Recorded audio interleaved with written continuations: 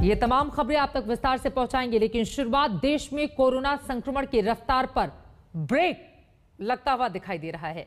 पिछले 58 दिन में सबसे कम नए मामले सामने आए हैं। बीते 24 घंटे में 1,20,000 नए मामले दर्ज किए गए हैं, जो करीब 2 महीने में अब तक एक दिन में सबसे कम नए केस हैं। हालांकि मरने वालों की संख्या में फिर से इजाफा हुआ है। पिछले 24 घंटे में 3300 से अधिक कोरोना मरीजों ने दम तोड़ा है। यही वजह है कि सरकारें अनलॉक की प्रक्रिया को धीरे धीरे जमीन पर उतार रही हैं। आज दिल्ली के मुख्यमंत्री अरविंद केजरीवाल ने छूट के साथ लॉकडाउन की मियाद 14 जून तक बढ़ा दी।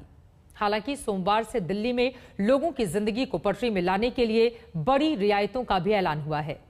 बाजार और दफ्तरों समेत कई क्षेत्रों में अब छूट दी जा रही है। इस रिपोर्ट में अब दिल्ली के नए गाइडलाइंस को बारीकी से समझेंगे।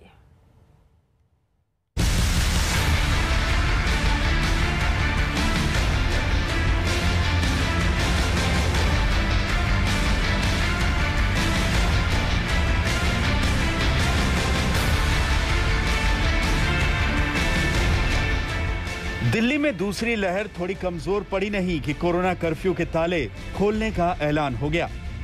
तय किया गया कि इस बार दिल्ली में लॉकडाउन रियायतों वाला लॉकडाउन होगा। कह सकते हैं चोट खाया प्रशासनिक तंत्र और सरकार फूंक फूंक कर कदम रख रहे हैं। दिल्ली में लॉकडाउन एक हफ्ते के लिए यानी 14 जून की सुबह 5 बजे तक जरूर बढ़ाया गया है, लेकिन इसके साथ अनलॉक की धीमी शुरुआत भी हो गई है। दिल्ली सरकार ने फैसला लिया है कि 7 जून से ऑड इवन की तर्ज पर दुकानें और मॉल खोले जाएंगे। यानी ऑड तारीख 3, 5, 7 और 9 के दिन ऑड नंबर की दुकानें खुलेंगी और इवन तारीख यानी 2, 4, 6 के दिन इवन नंबर की दुकानें खोली जाएंगी। दुकानें खोलने का समय सुबह 10 बजे से रात 8 बजे तक होगा। जरूरी सेवाओं से जुड़ी दुकानें हर दिन खुलेंगी। एक तो जितने बाजार हैं, मॉल्स हैं, उनको खोला जा रहा है ऑड इवन के बेसिस पे कि आधी दुकानें एक दिन खुलेंगी, आधी दुकानें दूसरे दिन खुलेंगी, आधी दुकानें एक दिन, आधी दुकानें दूसरे दिन। 10 बजे से सुबह 10 बजे से शाम को 8 बजे तक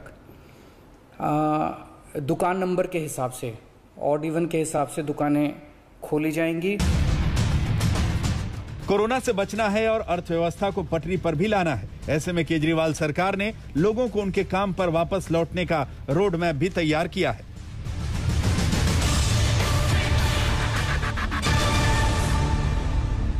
निजी दफ्तर 50% क्षमता के साथ खोले जाएंगे। सरकारी दफ्तरों में ग्रुप ए कैटेगरी के अफसर 100% काम पर लौटेंगे, जबकि बाकी ग्रुप के 50% अफसर और कर्मचारी काम करेंगे।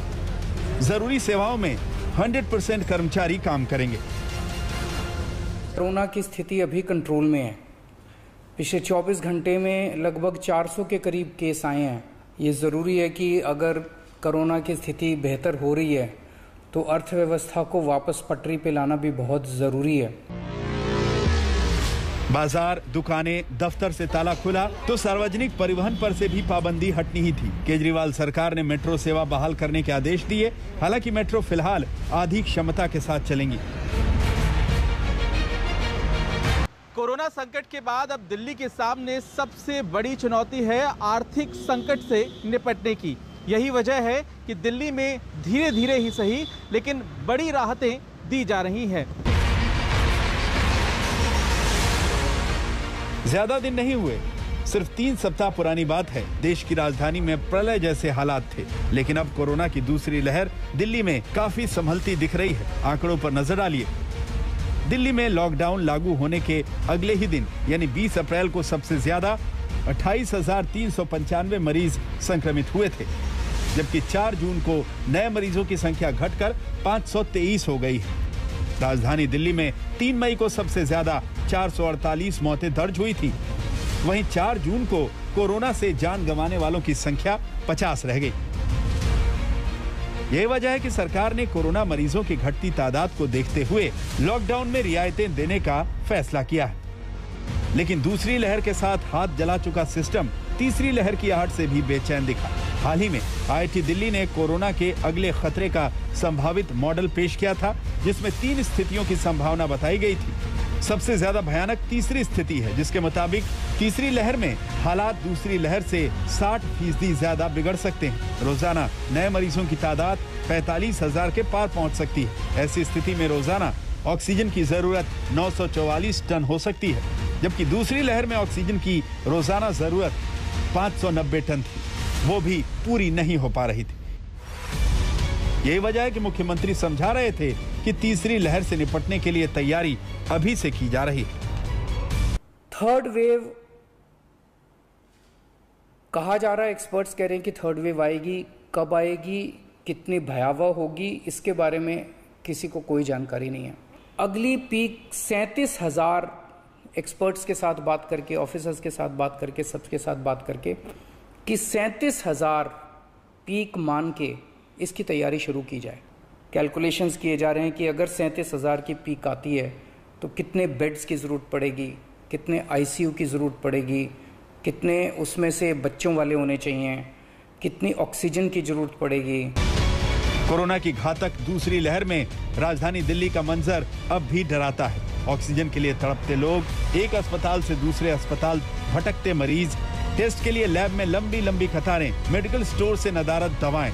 ऐसे में अगर सरकारें सबक ले लें तो आम लोगों की जिंदगी जरूर बच जाएगी, खासकर तब जबकि कोरोना की तीसरी लहर में बच्चों पर भी ज्यादा खतरा होने की संभावना जताई गई है। ऐसे में कोई जोखिम उठाना बहुत घातक होगा, लेकिन जरूरी ये है कि तैयारी में दिल्ली को केंद्र सरकार का भरपूर साथ भी मिले। दिल्ली से सुशांत मेहरा के साथ पंकज जैन, आज तक। हालांकि स्कूल, कॉलेज और दूसरे शैक्षणिक संस्थान